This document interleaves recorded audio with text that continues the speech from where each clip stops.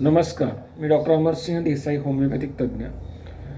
आजच्या या व्हिडिओमध्ये आपण जाणून घेणार आहोत पित्त प्रकृतीविषयी, आम्लपित्ताविषयी. आम्लपित्त होतं कशामुळं, त्याची कारणं काय, आणि आपण थोडक्यात त्याचे उपचारही जाणून घेणार आहोत.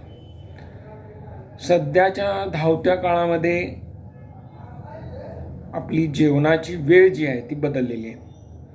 अवेळी जेवणं हे प्रामुख्यानं आपल्याला सगळीकडे दिसून येतं, आणि या अवेळी जेवल्यामुळं मोठ्या प्रमाणामध्ये पित्ताचा त्रास आपल्याला होऊ शकतो.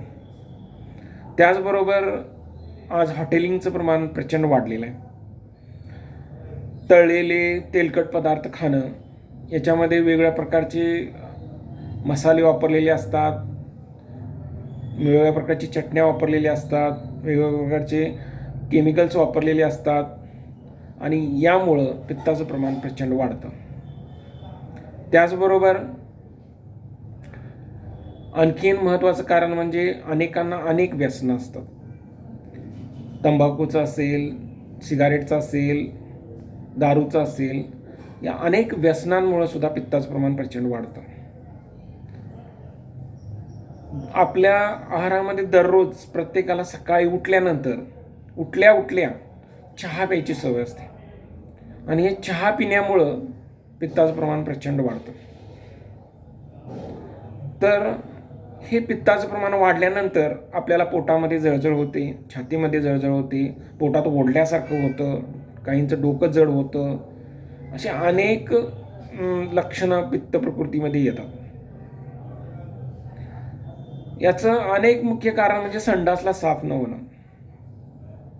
त्याच्यामुळं गॅसचा पण त्रास, फ्लॅच्युलन्सचा पण त्रास वाढतो.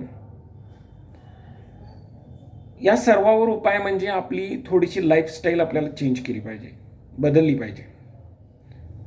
आपण चहाच प्यायचा असेल सकाळी तर तो काहीतरी खाल्ल्यानंतर, नाश्त्यानंतर घेतला पाहिजे. त्याचबरोबर व्यसनं ही पूर्णतः बंद केली पाहिजेत. त्याचबरोबर हॉटेलचं खाणं जे आहे ते बऱ्याच प्रमाणामध्ये आपण कमी केलं पाहिजे. आपल्या घरामध्ये जे आपण करतो त्याच्यामध्ये तेलही आपण चांगल्या प्रकारचं वापरत असतो. शक्यतो हॉटेलमध्ये वनस्पती तूप वगैरे वापरलं जातं, आणि त्याचे परिणाम हे वाईटच येतात.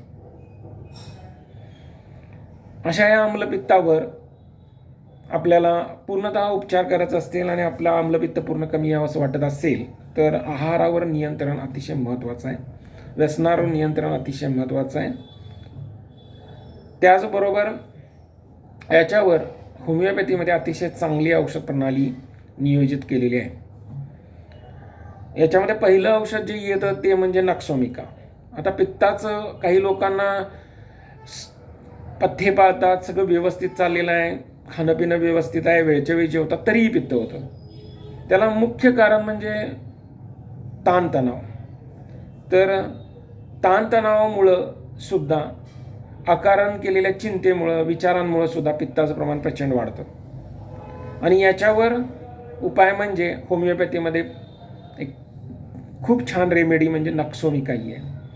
नक्सोमिका या औषधामध्ये पित्ताचं प्रमाण हे आपल्या अतिरिक्त विचारांमुळं, टेन्शनमुळं, काळजीमुळं जे पित्त वाढतं, कामाच्या ताणामुळं जे पित्त वाढतं, त्याच्यावर अतिशय चांगलं नक्सोमिका हे औषध काम करतं. ते 30मध्ये आपण 1-2 दिवस जरी सकाळ संध्याकाळ 5-5 गोळ्या घेतल्या तरी पित्त आपलं कमी येऊ शकतं. दुसरं औषध म्हणजे फॉस्फरस. ज्या लोकांना सकाळी उठल्या चक्कर मारते, पोटामध्ये जळजळतं, पोट जड वाटतं, उलटी आल्यासारखं वाटतं, त्या लोकांना फॉस्फरस हे औषध अतिशय चांगल्या पद्धतीनं काम करेल. ते सुद्धा तुम्ही फॉस्फरस 30 5-5 गोळ्या 2 दिवस घेतल्या तरी तुम्हाला आराम पडून जाईल. तिसरं औषध म्हणजे कालिकार्ब. कालिकार्ब या औषधामध्ये पोटामध्ये जळजळ असते, पोटामध्ये कळा असतात, आणि त्या कळा छातीकडे पसरतात. तर हे कालिकार्ब औषध सुद्धा तुम्ही 30च्या डोसमध्ये सकाळ संध्याकाळ 2 दिवस घेतलं तर त्याचाही चांगला फरक आपल्याला पडू शकतो.